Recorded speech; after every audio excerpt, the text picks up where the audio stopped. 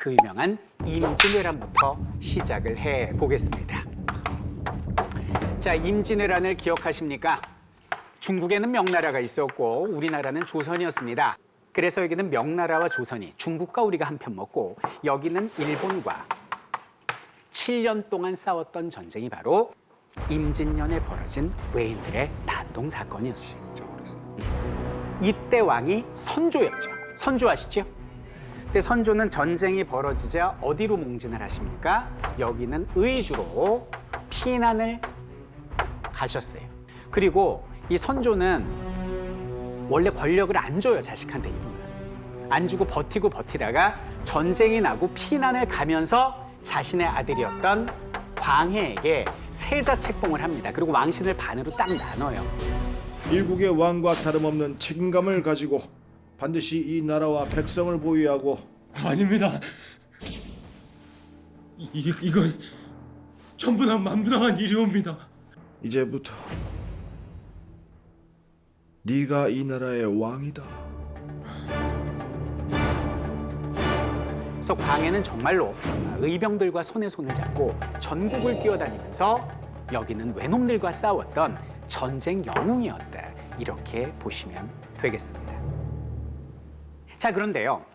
이 세 나라만 볼 게 아니라 굉장히 중요한 나라가 있습니다. 바로 우리나라 북방 만주에 있었던, 따라해보죠. 여진족이었습니다. 여진족은요, 만주 지방에 사는데 굉장히 거칠고 야수의 기질을 갖고 있는 용맹스러운 사람들이었어요. 굳이 국가를 만들지 않고 부족 단위로 살아서 그렇지 이들이 통일된 국가를 만들었다면 와, 그건 상상할 수 없을 정도로 위험한 존재라고 보시면 돼요. 그런데 여기는 명나라, 조선, 일본이 전쟁 때문에 정신이 없는 동안 여기는 여진이 점점 세력을 키워가고 있었어요. 심지어는 전란 중에 어떤 제안을 하냐면, 아이, 중국 명나라요. 우리가 군사 좀 보내주겠다, 이거 이렇게 얘기를 합니다. 여기 명나라 황당한 거예요. 예를 들어서 김재우 씨가 명나라 황제입니다. 그럼 군사 보내주는 거 받겠습니까? 거절하겠습니까? 거절하죠. 왜 거절합니까? 충분히 우리나라도 이 프라이드가 있는데. 첫 번째입니다. 자존심 때문에 거절합니다. 두 번째. 그렇죠. 그럼 니네가 주면 우리도 너네 뭐 줘야 될 거 아니야. 두 번째입니다. 전쟁에서 저도 놀랐어요. 나 왕기일이 있는 건가요?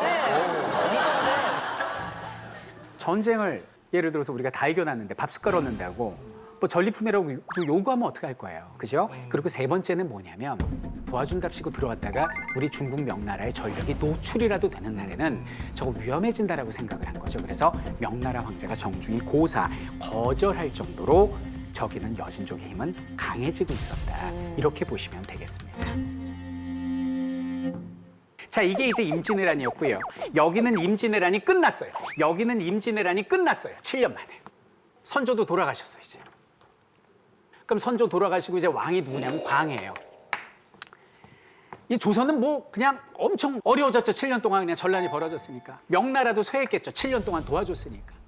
근데 여기는 광해 때가 되면서 여기는 여진족이 그 무서운 일을 해냅니다. 드디어 국가를 만들었어요. 이름이 후금이에요. 그리고 우려했던 일이 현실로 벌어집니다. 여기는 후금이 임진왜란 끝나자마자 여기는 명나라를 공격을 한 거예요. 그럼 여기는 명나라는 당연히 조선한테 조선아, 제발 도와줘. 임진왜란 때 너희 7년간 도와줬잖아. 그래서 우리가 쇠약해진 거잖아. 너희 의리 있지, 그치? 너희 명분 알잖아. 빨리 도와줘. 군대 보내. 이렇게 얘기를 한 거예요.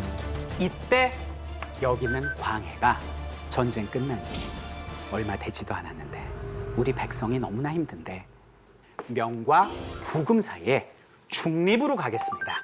이게 광해군의 중립외교예요.